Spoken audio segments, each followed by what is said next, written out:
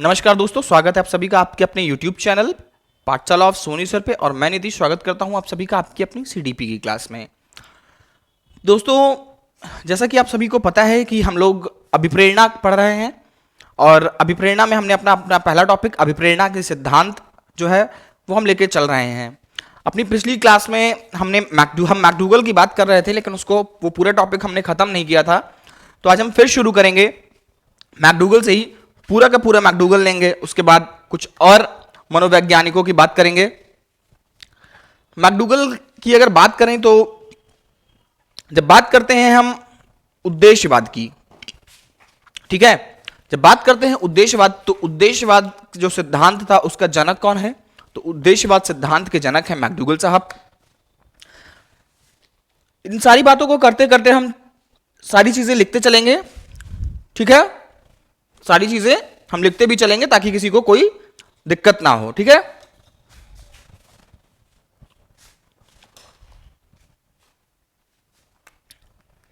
उद्देश्यवाद के सिद्धांत, उद्देश्यवाद का जो सिद्धांत था आपका, वो क्या कहता है? उद्देश्यवाद का सिद्धांत यह कहता है कि इंसान का जो बर्ताव या बिहेवियर, व्यवहार किसी के साथ कैसा होगा, यह किस बात पे डिपेंड करता है कि उस इंसान से हमारी नीड कैसी है, हमारा उद्देश्य क्या है उसके पीछे, इसी बात पे हमारा व्यवहार निर्भर करता है।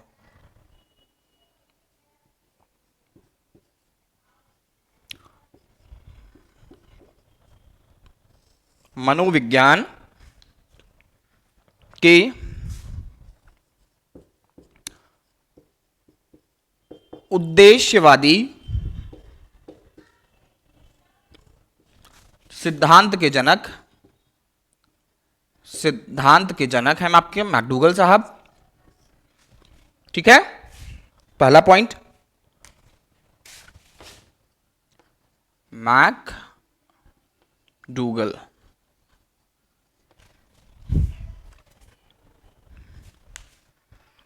जो आपका उद्देश्यवाद का सिद्धांत है, इसे एक और नाम से जानते हैं, इसे जानते हैं हम लोग हॉर्मिकवाद के नाम से। किस नाम से? हॉर्मिकवाद। पूरी कहानी इसी हॉर्मिकवाद शब्द में छुपी हुई है। इसे हॉर्मिकवाद भी कहते हैं, इसे हॉर्मिकवाद भी कहते हैं।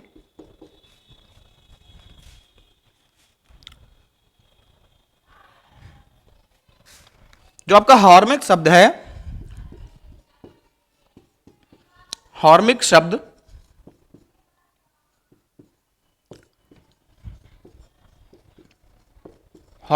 यूनानी भाषा से निकला है।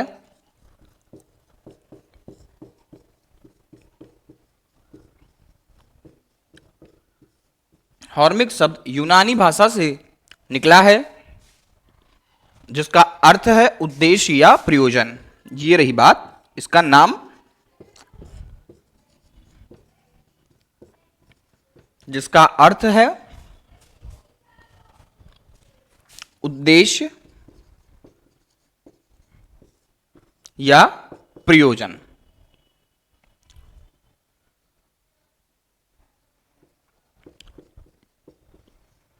ये रही बात, इसका नाम हॉर्मिकवाद है। तो हॉर्मिकवाद इसका नाम क्यों पड़ा, इसका कारण यहां से आपको स्पष्ट होगा। पहली बात तो मनोविज्ञान के उद्देश्यवादी सिद्धांत का जनक कहा गया है मैकडूगल को।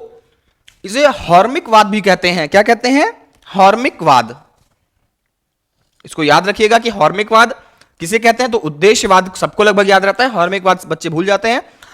तो उद्देश्यवाद को हम हॉर्मिकवाद के नाम से भी जानते हैं। अब हॉर्मिकवाद इसको कहते क्यों है, क्या कारण था जिसकी वजह से इसको हॉर्मिकवाद कहा जाने लगा? तो हॉर्मिक जो शब्द है वो यूनानी भाषा का शब्द है, यानी कि यूनान से लिया गया शब्द है, यूनानी भाषा से निकला हुआ शब्द है, जिसका अर्थ है उद्देश्य या प्रयोजन। जिसका अर्थ क्या है? उद्देश्य या प्रयोजन। इतनी बातें क्लियर हुई? जिसका अर्थ है उद्देश्य या प्रयोजन।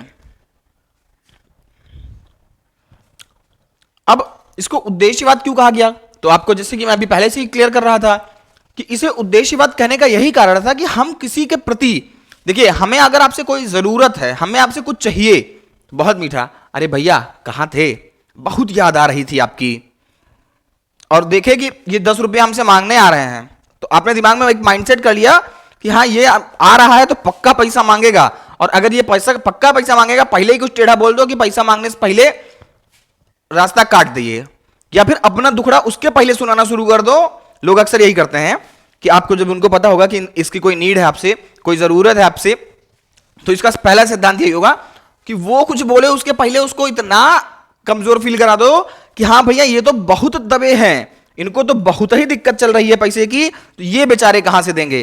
तो ऐसे लोग व्यवहार करते हैं, ठीक है। उसी व्यवहार की वजह से हम किसी के साथ कैसा व्यवहार करते हैं इसका उसके पीछे एक उद्देश्य होता है। तो उसी उद्देश्यवाद का यही कहता है कि हम किसी के साथ कैसा व्यवहार करते हैं यह निर्भर करता है कि हमारा उद्देश्य क्या है, हम उससे चाहते क्या हैं, इस बात पे हमारा व्यवहार निर्भर करता है। मानव के व्यवहार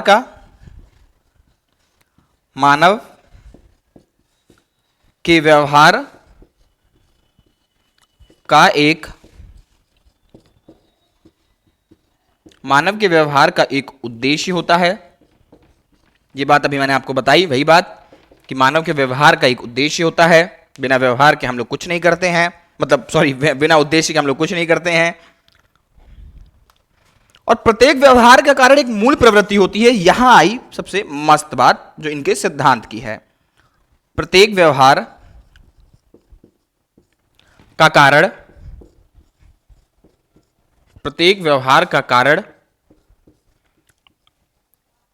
एक मूल प्रवृत्ति,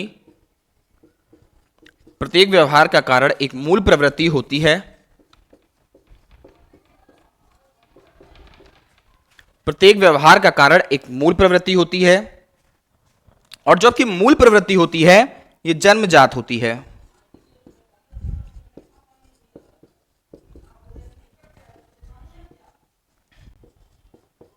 मूल प्रवृत्ति जन्मजात होती है। प्रत्येक मूल प्रवृत्ति से एक संवेग जुड़ा होता है।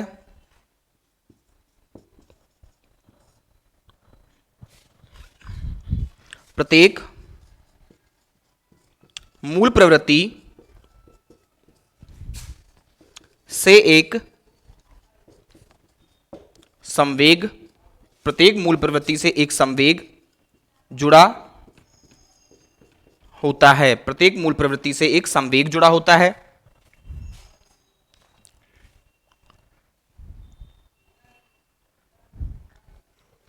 जो कि मूल प्रवृत्ति के लिए प्रेरक का काम करता है। जो कि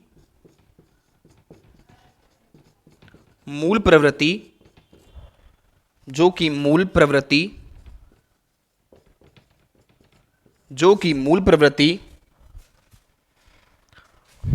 के लिए प्रेरक का काम, जो मूल प्रवृत्ति जुड़ी होती है, जो प्रत्येक मूल प्रवृत्ति के लिए प्रेरक काम करती है। चलिए समझते हैं। इतना समझ गए थे कि हॉर्मिक शब्द यूनानी भाषा से निकला है जिसका अर्थ है उद्देश्य या प्रयोजन। अब मानव के व्यवहार का एक उद्देश्य होता है, यह भी पॉइंट आपको क्लियर हो गई, मैंने आपको पहले ही समझा दी। यहां से शुरू करते हैं। प्रत्येक व्यवहार का कारण एक मूल प्रवृत्ति होती है, ठीक है। देखिए हमारे अंदर कुछ इच्छाएं जागृत होती हैं कि हम कुछ काम करते हैं, वो उन्हीं को कहा गया है मूल प्रवृत्ति, जो कि मतलब हमें करना नहीं पड़ता है, वो भगवान ने हमारे अंदर बना दी है, जिसके कारण ही हमारे अंदर वो चीजें अपने आप उत्पन्न होती हैं। जैसे कि हमारे अंदर एक संवेग होता है, भूख का संवेग उत्पन्न होता है। तो वो भूख का संवेग क्यों उत्पन्न होता है? जब हमें भोजनान्वेषण करते हैं, हम क्यों करते हैं? भोजन की खोज करते हैं, तो क्यों करते हैं?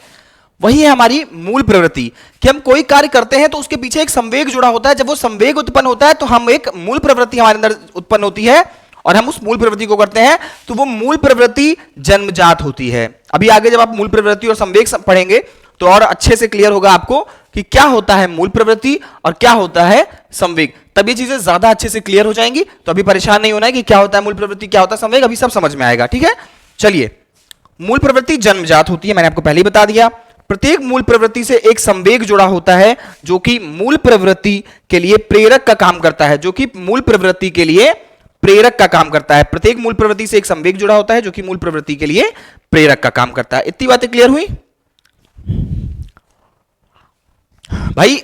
यही तो मैं भी आपको समझा रहा था कि प्रत्येक मूल प्रवृत्ति एक संवेग जुड़ा होता है, और यही संवेग, जैसे आपके अंदर एक संवेग है भूख, मैंने आपको एग्जांपल में भी बताया कि एक संवेग है, क्या है संवेग? संवेग है भूख। और वो भूख क्यों उत्पन्न होती है? तो वो भूख उत्पन्न होती है इसी मूल संवेग की वजह से। उसके कारण एक मूल प्रवृत्ति जो जन्म लेती है वो है भोजना अन्वेषण की। आप भोजन की खोज करना शुरू कर देते हैं।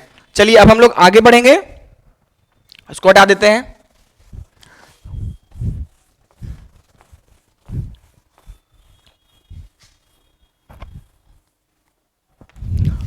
जो आपके मैकडूगल साहब हैं, इन्होंने कुल 14 मूल प्रवृत्तियां बताई हैं। मैकडूगल साहब ने कुल कितनी मूल प्रवृत्तियां बताई हैं? 14 मूल प्रवृत्ति। अब जब 14 मूल प्रवृत्तियां हैं तो यानी कि 14 संवेग भी होंगे। भाई जब कोई संवेग हमारे अंदर उत्पन्न होगा तभी तो हमारी मूल प्रवृत्ति जागृत होगी। भाई अभी हमको भूख नहीं लगी है, ठीक है, हम आराम से बैठे हैं, क्या जरूरत पड़ी है भैया हमको कि हम कहीं जाएं और अचानक से खाना ढूंढने लगे? कोई ना कोई कारण तो होना चाहिए। तो जब हमको भूख लगेगी तभी तो हम खाना ढूंढने जाएंगे। भाई जैसे अभी पिछला पॉइंट आपने देखा कि प्रत्येक मूल प्रवृत्ति से एक संवेग जुड़ा होता है, तो उसी हिसाब से जब हर मूल प्रवृत्ति के साथ एक संवेग जुड़ा है तो यानी कि 14 मूल प्रवृत्ति तो 14 संवेग। तो इधर मूल प्रवृत्ति एक तरफ लिखिएगा, मूल प्रवृत्ति, मूल प्रवृत्ति एक तरफ लिखिएगा संवेग। इतना दूर जरूरत नहीं है, इतनी जगह बहुत है। मूल प्रवृत्ति संवेग, ठीक। लिस्ट बना लीजिए मूल प्रवृत्ति और संवेगों की।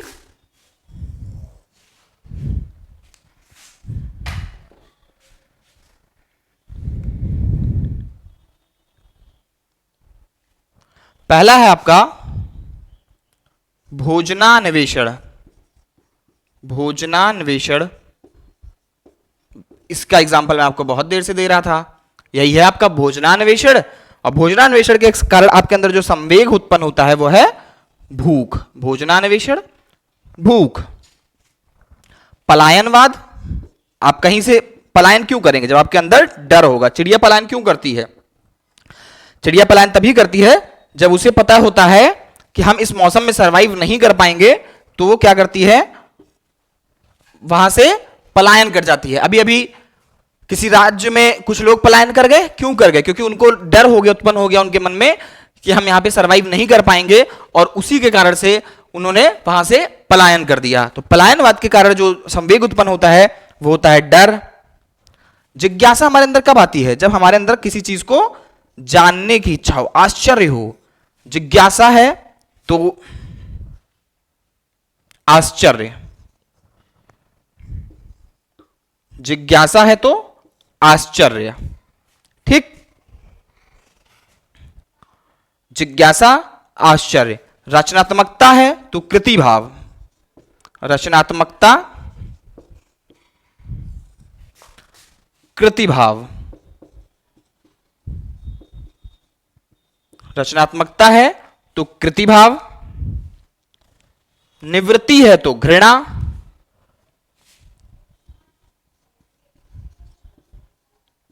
निवृत्ति, घृणा। निवृत्ति से घृणा उत्पन्न होती है। संग्रह प्रवृत्ति से स्वामित्व।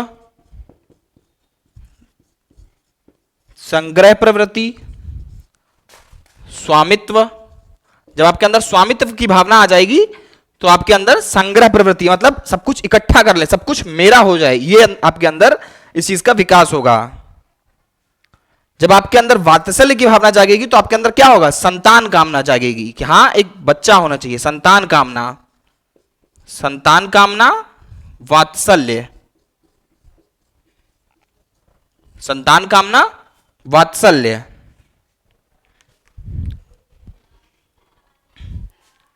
काम वासना, कामुकता। काम वासना, कामुकता। काम वासना, कामुकता।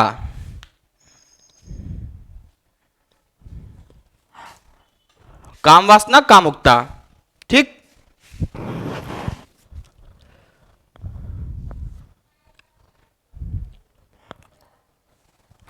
इतना लिख लीजिए, आगे बढ़े। इसको यहां साइड में लिख लेते हैं, ठीक है। जैसे वहां पे लिखा था मूल प्रवृत्ति और संवेग, वैसे यहां पर भी रहेगा मूल प्रवृत्ति और संवेग। एक मिनट में अभी साइड हो जाऊंगा, परेशान नहीं होना है कि सर टाइम नहीं दे रहे आप लिखने का, ठीक है।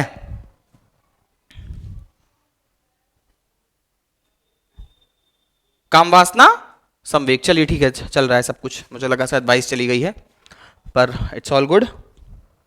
काम वासना हो गया आपका, काम वासना से उत्पन्न होने वाला आपका कामुकता हो गया। उसके बाद आता है आपका आत्म गौरव।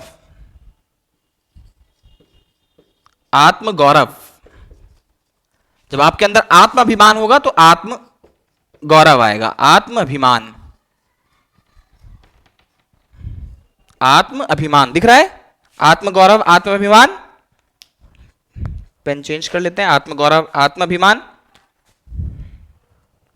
हाश दिख रहा है अपना, आमोद, हाश, आमोद।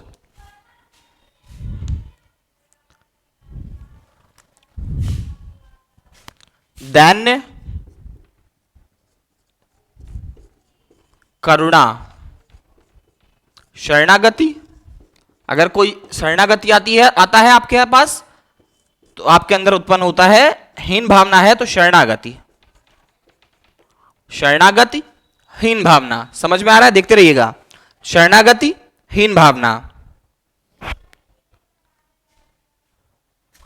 एकाकीपन है तो आप सामूहिकता चाहेंगे, एकाकीपन, एकाकीपन, सामूहिकता।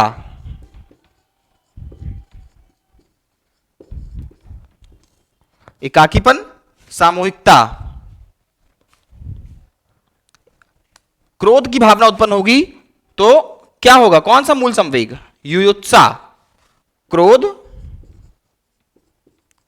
युयुत्सा, क्रोध, युयुत्सा। तो ये रही आपकी लिस्ट। आप लोग चाहें तो इसका स्क्रीनशॉट ले सकते हैं या फिर लिख सकते हैं आराम से बैठ के।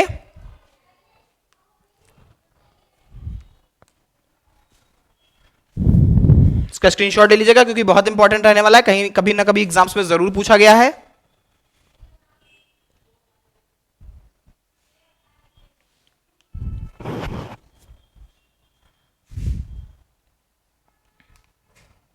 चलिए आगे बढ़े। जो आपके मैकडूगल साहब हैं, इन्होंने मूल प्रवृत्ति के 3 पक्ष माने हैं। क्या माने हैं? मैकडूगल साहब ने मूल प्रवृत्ति के 3 पक्ष माने हैं। अब वो 3 पक्ष कौन कौन से हैं, आइए उनको देख लेते हैं।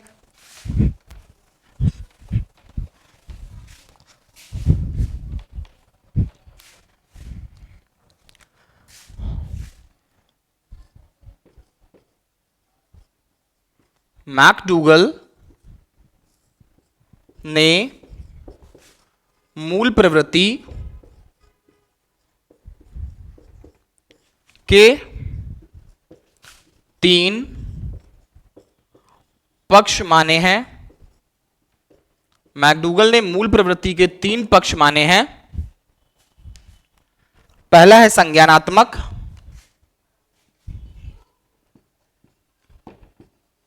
संज्ञानात्मक। दूसरा है भावात्मक, भावात्मक, संज्ञानात्मक, भावात्मक। और जो तीसरा पक्ष है वो है क्रियात्मक।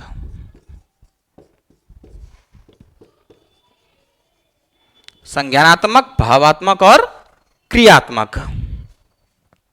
संज्ञानात्मक मतलब कॉग्निटिव, भावात्मक मतलब इमोशनल, और क्रियात्मक मीन्स जो आपको काम करने पे होता है, मतलब जिसमें वर्किंग रिक्वायर्ड हो, होता है क्रियात्मक, जिसमें क्रिया हो। संज्ञानात्मक, भावात्मक और क्रियात्मक। मैकडूगल ने मूल प्रवृत्ति के 3 पक्ष माने हैं, संज्ञानात्मक, भावात्मक और क्रियात्मक। इनकी किताबें हैं कुछ, उन किताबों को भी देख लेते हैं। बुक्स इन्होंने लिखी है the concept of hormic, the concept of hormic इनकी पहली किताब है। The concept of hormic, an introduction to social psychology, an introduction to social psychology, an introduction to social psychology. और जो तीसरा है आपका और लास्ट बुक है इनकी, वो है N outline of psychology, an outline of N outline of psychology, an outline of psychology. ये रही मैकडूगल की 3 किताबें। तो अभी तक आपने मैकडूगल का पूरा समझ लिया होगा। मैकडूगल ने 14 मूल प्रवृत्ति के साथ 14 जुड़े संवेग बताए, उनकी पूरी लिस्ट आपने देखी। फिर उनको मैकडूगल ने मूल प्रवृत्ति जो है उनको 3 पार्ट्स में डिवाइड कर रखा है, संज्ञानात्मक, भावात्मक और क्रियात्मक। ये रही उनकी मूल प्रवृत्ति को 3 पक्षों में जो डिवीजन है उनका। बाकी उनकी बचती हैं किताबें, तो किताबें बहुत इंपॉर्टेंट है। The concept of hormic, an introduction to social psychology, an outline of psychology. ठीक, इतनी चीजें क्लियर।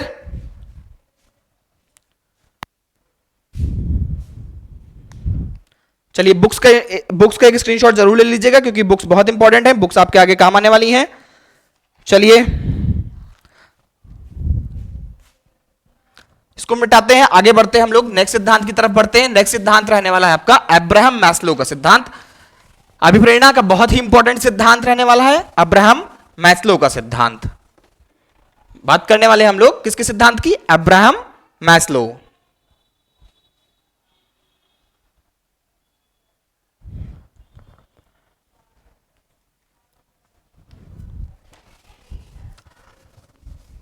जो आपके अब्राहम मैस्लो साहब हैं, ये मानवतावादी संप्रदाय के जनक हैं। क्या है?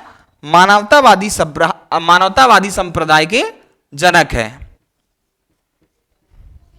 Abraham Maslow. अब्राहम मैस्लो, ठीक। चलिए बात करते हैं अब्राहम मैस्लो की। तो मानवतावादी संप्रदाय के जनक,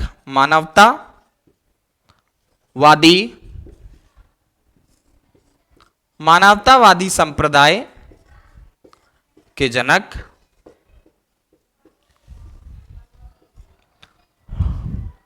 फ्राइड के मनोविश्लेषणवाद, फ्राइड के मनोविश्लेषणवाद,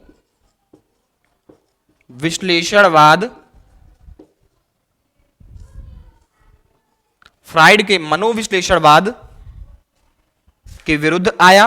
फ्राइड के मनोविश्लेषणवाद, जो फ्राइड का मनोविश्लेषणवाद का जो सिद्धांत है उसके खिलाफ आया था। फ्राइड के मनोविश्लेषणवाद के खिलाफ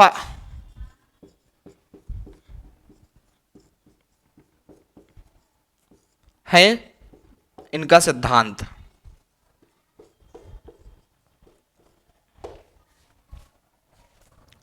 मानवतावादी संप्रदाय के जनक हैं मैस्लो, और यह संप्रदाय फ्राइड के मनोविश्लेषणवाद के खिलाफ आया। फ्राइड के मनोविश्लेषणवाद के सिद्धांत के खिलाफ आया था। मैस्लो मानते थे कि जब विवेकशील प्राणी है जो स्वभाव से अच्छा है, मैस्लो मानते थे कि जो मानव है वो विवेकशील प्राणी है जो स्वभाव से अच्छा है, अर्थात उसे कोई राक्षस या ईदम नहीं चलाता है। उन्होंने क्या कहा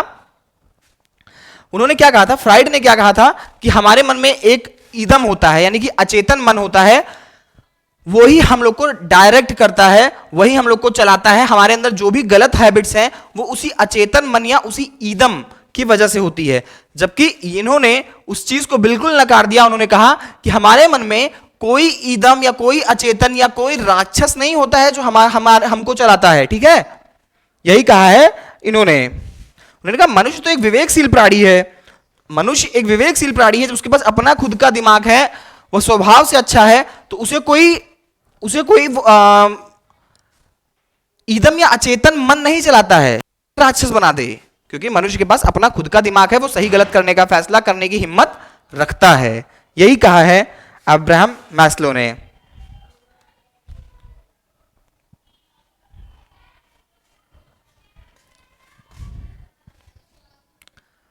मैस्लो मानते थे कि मनुष्य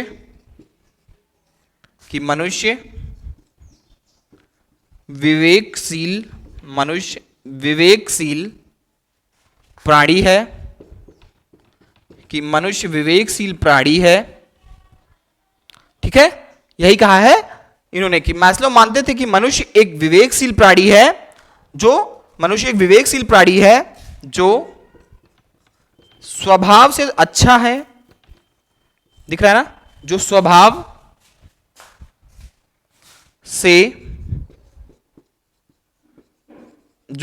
से अच्छा है, इसलिए उसे कोई इदम या अचेतन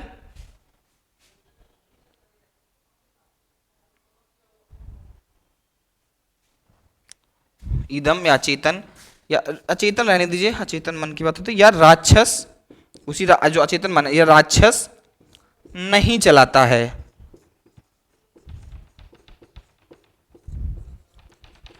ये कहा है उन्होंने, ये उनका स्टेटमेंट है। मैस्लो मानते थे कि मनुष्य एक विवेकशील प्राणी है जो स्वभाव से अच्छा है, इसलिए उसे कोई ईदम या राक्षस नहीं चलाता है। ठीक, क्लियर।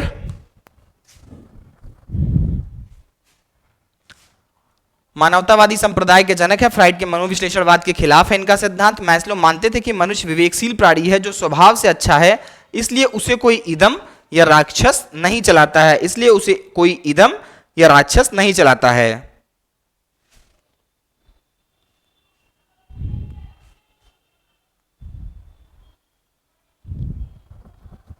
इनका कहना है कि बच्चे जो है वो अपनी सफलता के लिए कठोर अध्ययन करते हैं। बच्चे अपनी सफलता के लिए कठोर अध्ययन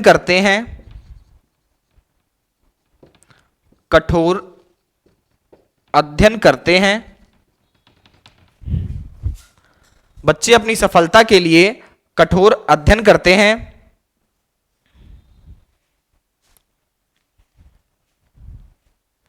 मैस्लो ने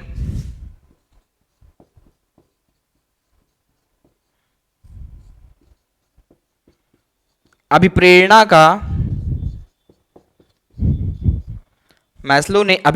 का पदानुक्रमित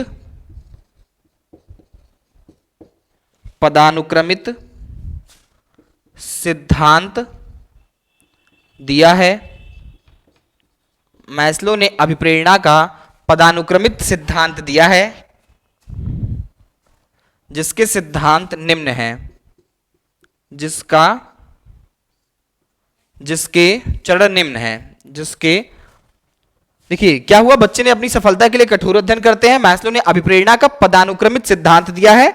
हम लोग बात करते हैं, इस शब्द को याद रखिएगा, कौन सा सिद्धांत दिया है? पदानुक्रमित सिद्धांत दिया है। पहले जान लेते हैं कि इस सिद्धांत के और किन किन नामों से इस सिद्धांत को जाना जाता है। तो जिसके निम्न नाम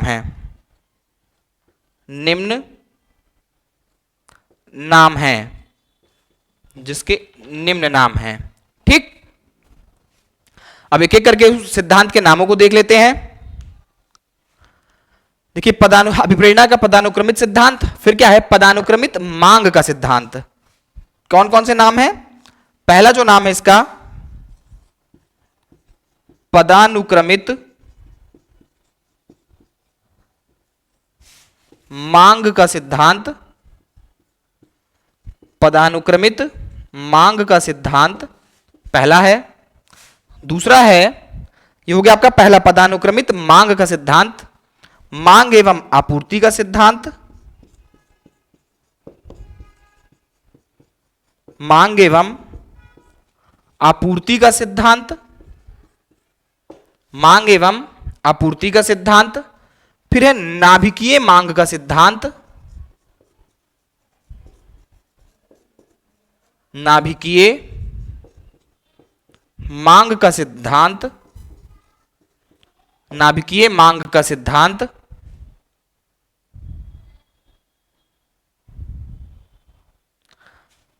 मानवतावादी सिद्धांत,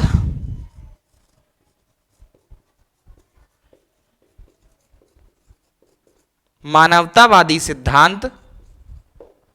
पांचवा है आपका आत्म सिद्धिकरण का सिद्धांत, आत्म सिद्धिकरण, आत्म सिद्धिकरण का सिद्धांत, आत्म सिद्धिकरण का सिद्धांत। ये रहे आपके सभी के सभी सिद्धांत के नाम। पदानुक्रमित मांग का सिद्धांत, मांग एवं आपूर्ति का सिद्धांत। इसमें इस सिद्धांत में जो है पदानुक्रमित जो मांग का सिद्धांत, मांग एवं आपूर्ति का सिद्धांत, नाभिकीय मांग का सिद्धांत, इन सभी मांग शब्दों से आपको एक चीज तो समझ में आ गया होगा कि कहीं ना कहीं इनका जो सिद्धांत है वो मांग के बारे में है, कि इंसान को जीवन में जिन जिन चीजों की जरूरत होती है, कैसे कैसे किन किन चरणों में जिन जिन चीजों की जरूरत होती है, उसी हिसाब से इनके सिद्धांत उसी चीज की मांग की बात करता है। इतनी चीज समझ में आ गई होगी ना। देखिए पदानुक्रमित मींस पद के हिसाब से, मतलब एक स्टेप वाइज या क्रम में, स्टेप वाइज या क्रम में हर चीज हमको चाहिए होता है।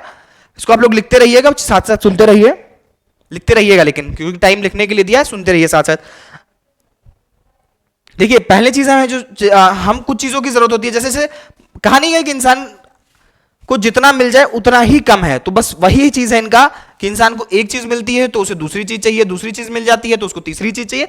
कुल मिलाकर इंसान को जब तक सर्वोच्च लक्ष्य मोक्ष की तरफ प्राप्ति ना हो जाए, उसका आध्यात्मिकरण ना हो जाए, वो अध्यात्म की ओर ना बढ़ जाए, तब तक उसकी इच्छाएं चलती रहती हैं। उसे कुछ ना कुछ अपने जीवन से चाहिए ही होता है। चलिए तो देखते हैं, हम लोग इसको हटा देते हैं, फिर देखते हैं इनका कि कैसे पदानुक्रमित मांग का सिद्धांत चलता है। नाम इंपॉर्टेंट है इनके सिद्धांत के, देख लीजिएगा ध्यान से आप लोग, फिर अब समझते हैं इनके सिद्धांत को। ठीक,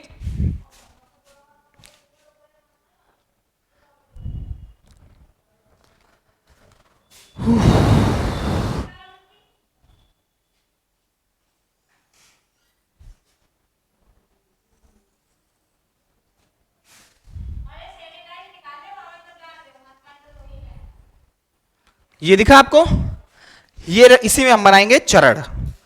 ये मान लीजिए आपका हो गया स्टेप 1, दूसरी चरण की मांग 1 2 3, यहां पे मांगा चौथा, यहां हो जाएगा आपका 5वां। ठीक, अब देखिए सबसे पहले आप क्या मांगते हैं, सबसे पहले जीवन में जिंदा रहने के लिए आप क्या मांगते हैं, इसको भूल जाइए। ठीक है, पहले हमसे बात करिए कि आपको सबसे पहले जिंदा रहने के लिए किन किन चीजों की जरूरत है।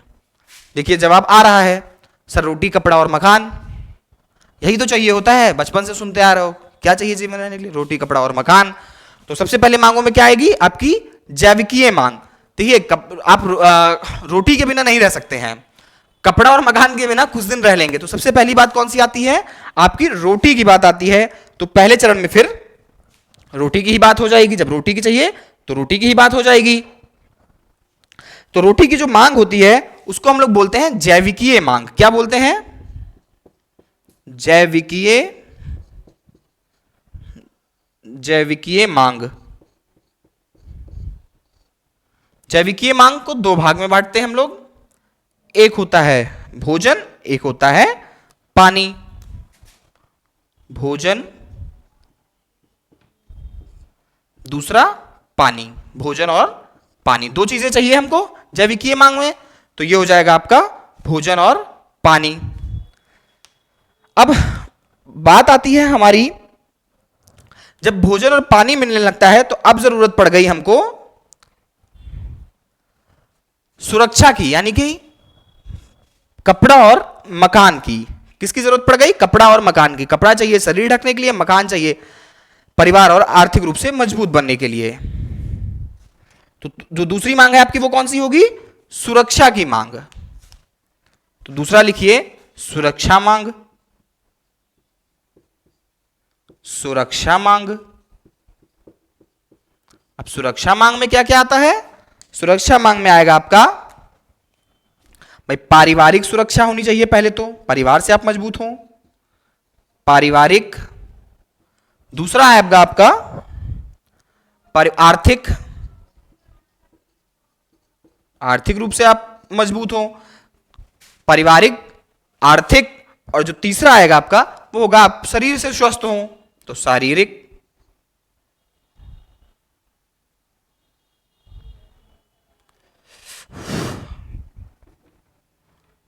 शारीरिक, शारीरिक। ठीक, तो ये हो गई आपकी वो तीन मांगे। अब देख बताइए, भोजन हो गया, सुरक्षा हो गई, ठीक है। अब आपको क्या चाहिए?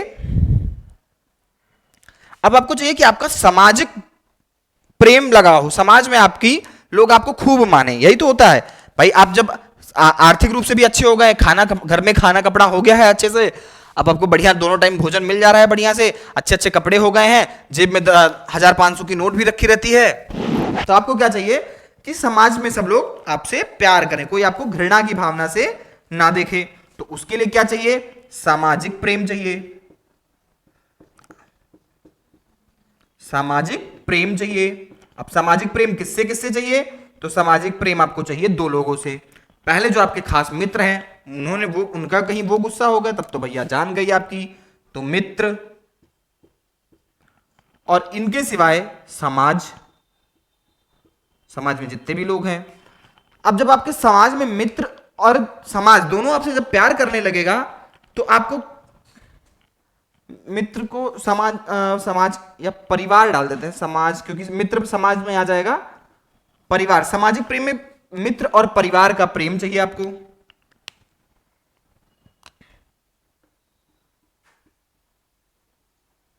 परिवार और मित्र दोनों का प्यार मिलने लगा आपको।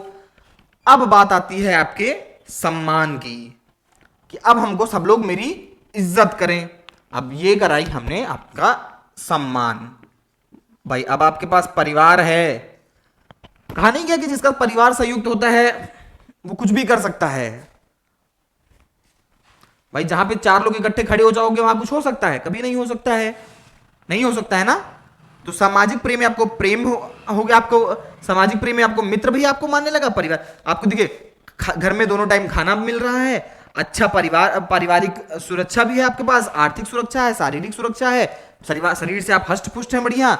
अब मित्र और परिवार भी है, तो अब आपको क्या चाहिए? समाज से चाहिए समाज। वही वाली बात कि अब हमको चाहिए फुल इज्जत, तो फुल इज्जत जब आपको मिलने लगी, अब जब आपको इज्जत भी मिल रही है तब आदमी अपने अंतिम स्टेज में पहुंचता है, और वो स्टेज कहलाता है आपका आत्म सिद्धिकरण। ये जीवन का सर्वश्रेष्ठ लक्ष्य है, जीवन का सर्वश्रेष्ठ लक्ष्य है आत्म सिद्धिकरण। ये आपके जीवन का है सर्वोच्च लक्ष्य। जिसको ये मिल गया वो समझ लीजिए परमात्मा की तरफ बढ़ गया। सर्वोच्च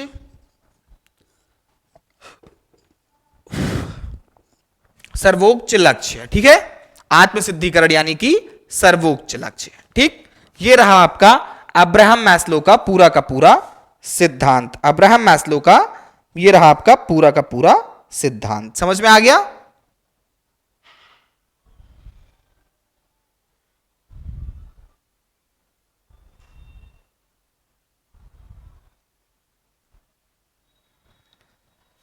चलिए एक बार और समझा देते हैं इसको। देखिए पहले बात, सबसे पहले हमको बेसिक हमारी बायोलॉजिकल नीड्स हैं, भोजन और पानी, वो मिलता है। उसके बाद चाहिए हमको सुरक्षा, हमें पारिवारिक रूप से सुरक्षा, आर्थिक रूप से सुरक्षा, शारीरिक सुरक्षा, कि हम शरीर से हष्टपुष्ट हो, आर्थिक रूप से मजबूत हो, परिवार से मजबूत हो। उसके बाद हमें चाहिए सामाजिक प्रेम, हमारे मित्र हमें चाहे, हमारा परिवार हमसे खुश रहे, हमारी जो तीसरी जरूरत होती है। उसके बाद जब परिवार मित्र हो गया, खाना हो गया, आर्थिक रूप से मजबूत हो गए, परिवार मित्र सबका प्रेम मिल रहा है, तो अब हमें चाहिए समाज से सम्मान। अब हमें सम्मान मिल गया है, तो अब इसके बाद हमें कुछ नहीं चाहिए, यहीं पे हम आकर एंड हो जाते हैं और उसके बाद हम लास्ट चरण पे बढ़ते हैं अपने, तो वो होता है आत्मसिद्धिकरण हमारी। अब हमको क्या चाहिए, अब हम भगवान की ओर बढ़ने लगते हैं, हम बढ़ने लगते हैं आत्मा की तरफ कि हम कैसे हम अपने अगले जन्म के लिए। अब देखिए जब जीवन का जब लास्ट स्टेज आता है तो कहीं ना कहीं हम सब तैयारी करने लगते हैं अपने अगले जन्म की, कि पुण्य पाप समझने लगते हैं कि हाँ अच्छे कर्म करें ताकि अगले जन्म में भी हम एक अच्छे रूप में आए और हम अपना जीवन यापन करें। तो हम अगले जन्म की तरफ सोचने लगते हैं, वही होता है आपका आत्मसिद्धिकरण, जो कि जीवन का सर्वोच्च लक्ष्य है, जीवन का सर्वोच्च लक्ष्य है। इसको फिर इसके साथ ही साथ कुछ किताबें हैं इनकी, वो लिख लीजिएगा। बुक है इनकी, बुक्स है इनकी मोटिवेशन एंड पर्सनालिटी, इसको नहीं दिख रहा है नीचे लिख लेते हैं, यहां से दिख रहा है, हाँ दिख रहा है। बुक्स, जो पहली किताब है इनकी वो है motivation and personality, motivation and personality, motivation and personality. जो दूसरी किताब है इनकी सेकंड, वो है theory of human motivation, theory of human motivation, theory of human motivation. इसको मिटा देते हैं नहीं तो उसमें आपको डिस्टर्ब होगा, यहां नीचे लिख देते हैं थ्योरी ऑफ ह्यूमन मोटिवेशन, ठीक, थ्योरी ऑफ ह्यूमन मोटिवेशन। जो आपकी लास्ट बुक है वो है the power of self actualization, आत्मसिद्धिकरण जिसको बोलते हैं, आत्मसिद्धिकरण की शक्ति, the power of self, the power of self actualization. ये रही इनकी 3 किताबें। पहली कौन सी है, मोटिवेशन एंड पर्सनालिटी, पहली बुक है इनकी मोटिवेशन एंड पर्सनालिटी, दूसरी है the theory of human motivation और तीसरी है the power of self actualisation.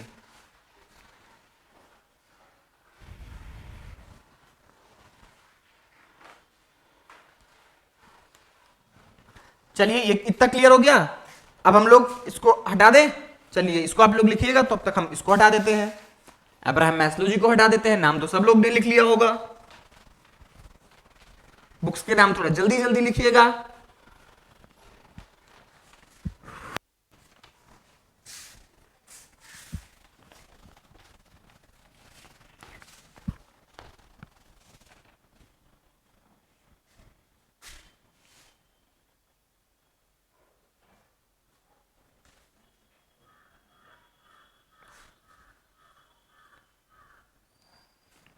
जो नेक्स्ट व्यक्ति हमें लेना है उनका नाम है सोलोमन एंड कोविट, सोलोमन एवं कोविट, सोलोमन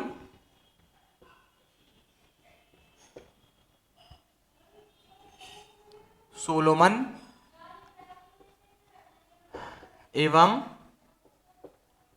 कोविट, सोलोमन एवं कोविट, ठीक। ये रहे 2 व्यक्ति।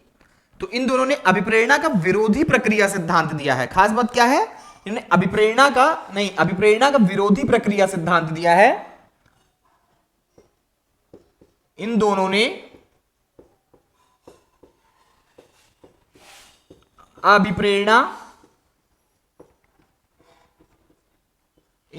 अभिप्रेरणा का विरोधी प्रक्रिया सिद्धांत दिया है, विरोधी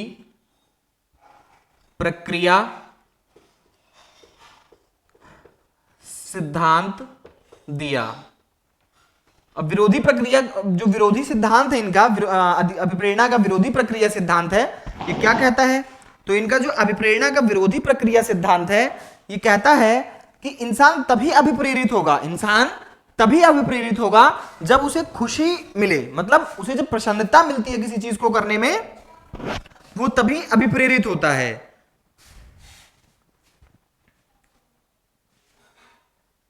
इनके अनुसार, इनके सिद्धांत के अनुसार, देखिए लिखिएगा, जिसके अनुसार,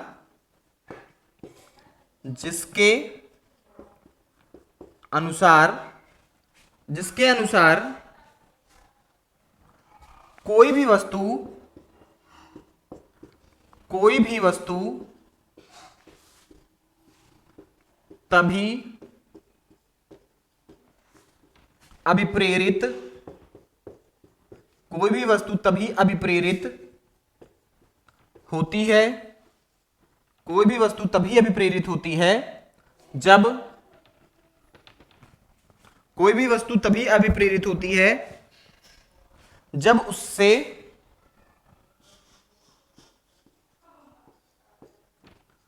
प्रसन्नता का सुख प्राप्त हो, जब उससे प्रसन्नता का सुख प्राप्त हो, जब उससे प्रसन्नता का सुख प्राप्त हो। जैसे एक एग्जांपल के थ्रू इसको समझते हैं, पहले एग्जांपल लिख लीजिएगा, क्योंकि एग्जांपल नहीं याद रहेगा तो बाद में भी नहीं याद होगा। जैसे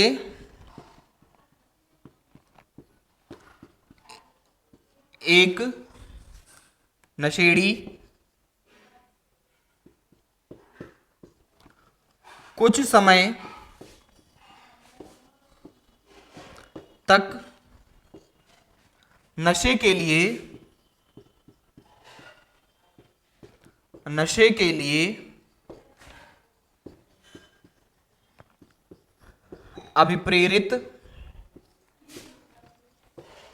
अभिप्रेरित रहता है। जैसे एक नशेड़ी कुछ समय के लिए नशे के लिए अभिप्रेरित रहता है,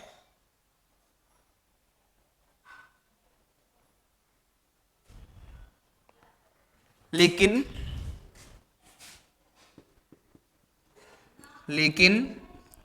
जब स्वास्थ्य पर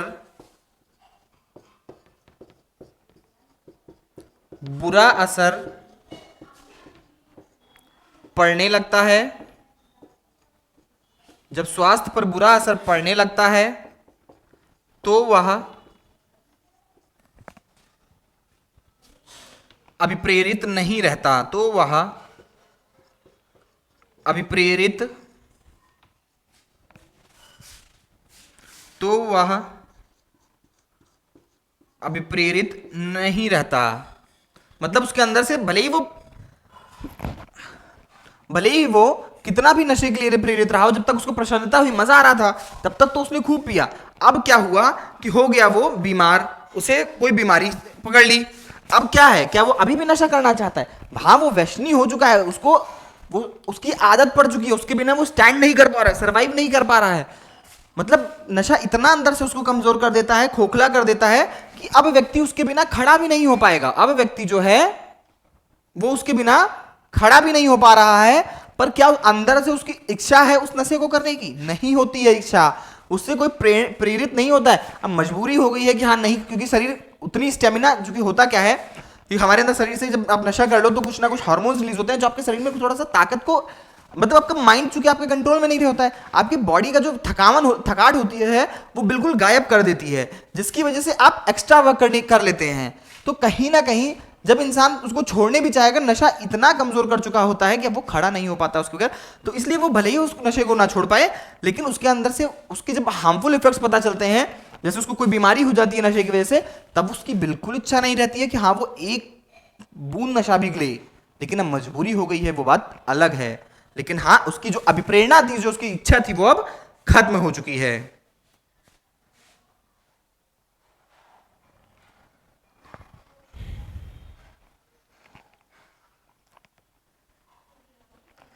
चलिए एक और बात कर लेते हैं, हम कुछ प्रेरकों की बात कर लेते हैं, क्योंकि प्रेरक आपके एग्जाम्स में बहुत ज्यादा पूछे गए हैं। तो हम लोग प्रेरकों की बात कर लेते हैं। ये आपका सोलोमन और कोविड कंप्लीट हो गया है, या तो फिर नीचे ही बात, चलिए इसको हटा के करते हैं, तो आप लोग सोचेंगे कि सोलोमन एवं कोविड ने दिया है। देखिए एग्जाम्स में प्रेरक बहुत पूछे गए हैं, बहुत ज्यादा बार प्रेरक पूछे गए हैं कि प्रेरक का क्या कार्य है, मतलब कितने प्रकार के प्रेरक किसने दिए हैं, कौन कौन से प्रेरक होते हैं। तो हम लोग इकट्ठे ही सारे प्रेरक कर लेते हैं एक बार। देखिए मैस्लो ने दो प्रकार के प्रेरक दिए हैं।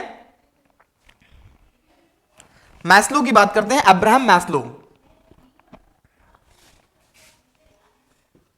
मैस्लो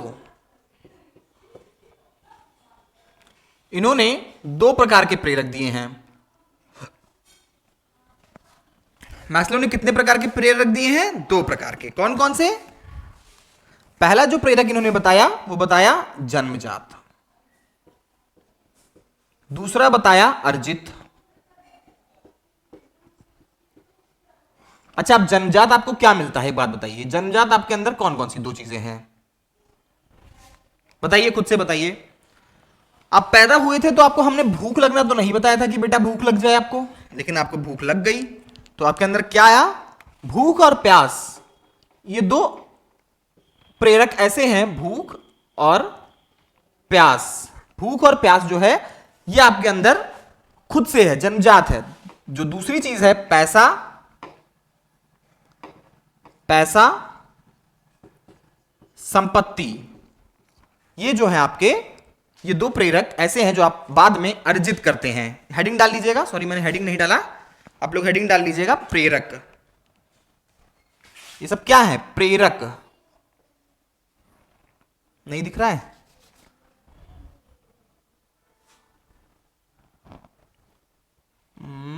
यहां डालते हैं, नहीं दिखेगा, यहां लिख लीजिए प्रेरक। ये सब आपके प्रेरक हैं। क्या है? प्रेरक हैं। ये हेडिंग पड़ी है आपकी प्रेरक। तो ये हो गए आपके मैस्लो के। अब मैस्लो के बाद हम बात करते हैं गैरेट की। गैरेट ने प्रेरकों के तीन प्रकार बताए हैं, जैविक, सामाजिक और मनोवैज्ञानिक। गैरेट की बात करें, गैरेट, तो गैरेट ने तीन प्रकार बताए हैं, एक, दो, तीन। गैरेट ने तीन प्रकार बताए हैं। पहला जो इन्होंने बताया है जैविक, दूसरा है सामाजिक, जैविक, सामाजिक, और तीसरा है मनोवैज्ञानिक। तो जैविक,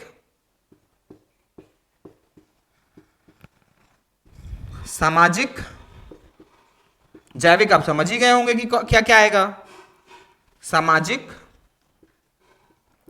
मनोवैज्ञानिक। जैविक, सामाजिक और मनोवैज्ञानिक, ठीक है। अब जैविक में क्या आएगा?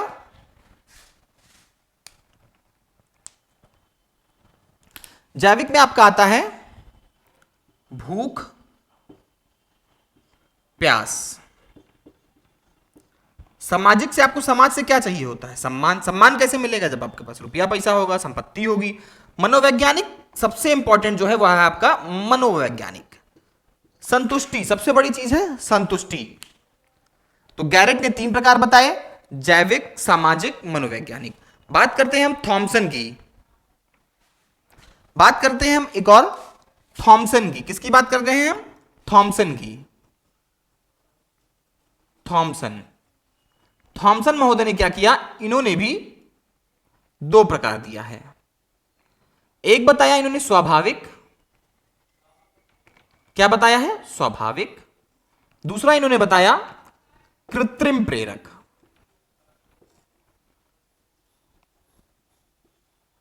स्वाभाविक में आपके अंदर क्या है जो स्वाभाविक है? तो आप फिर वही बात, भूख और प्यास जो आपकी स्वाभाविक है, भूख, भूख और प्यास स्वाभाविक है। पैसा और संपत्ति, पैसा, संपत्ति, यही दो चीजें हैं जो आपके लिए कृत्रिम है। प्रेरक बहुत इंपॉर्टेंट है, इसीलिए मैंने आपको एक अलग से सारे इकट्ठे भी सारे प्रेरक करा दिए हैं, ठीक है। अब अभी प्रेरणा पढ़ रहे थे हम लोग। देखिए एक बार फिर से देख लीजिए, मैस्लो ने दो प्रकार बताए, जन्मजात और अर्जित, भूख, प्यास, पैसा और संपत्ति। गैरेट ने बताया जैविक, भूख और प्यास, सामाजिक, सम्मान, मनोवैज्ञानिक, संतुष्टि। थॉमसन ने बताया है स्वाभाविक, भूख और प्यास को, कृत्रिम बताया है पैसा और संपत्ति को। तो हम लोग जो सिद्धांत पढ़ रहे थे अभिप्रेरणा के सिद्धांत, तो अभिप्रेरणा के सिद्धांत आपके इतने ही थे। आप प्रेरक बहुत इंपॉर्टेंट है, इस चीज को बहुत अच्छे से अभी भी स्क्रीनशॉट ले लीजिए। मैं साइड हो जा रहा हूं, बातें करते रहेंगे हम लोग, उसमें कोई दिक्कत नहीं है, पर कंटेंट नहीं कवर होना चाहिए, ठीक है। इसको बहुत अच्छे से देख लीजिएगा। देखिए हम लोग ने सिद्धांत पढ़ रहे थे, वो खत्म कर दिया है। अब हम लोग आगे अपनी नेक्स्ट क्लास में अभिप्रेरणा के एक और टॉपिक जो कि पुरस्कार, क्योंकि अभिप्रेरणा बहुत ज्यादा प्रभावित होती है किससे? पुरस्कार से और दंड से। ठीक है, तो हम लोग अपने नेक्स्ट क्लास में पढ़ेंगे पुरस्कार और दंड। दंड से क्या लाभ है, दंड से क्या हानि है, पुरस्कार से क्या लाभ है, पुरस्कार से क्या हानि है, इस बारे में हम लोग चर्चा करेंगे अपनी नेक्स्ट क्लास में। तब तक के लिए जानते ही हैं क्या करना है, आपको पढ़ते रहना है और मुझे टाटा बाय बाय कहना है। Tata bye bye.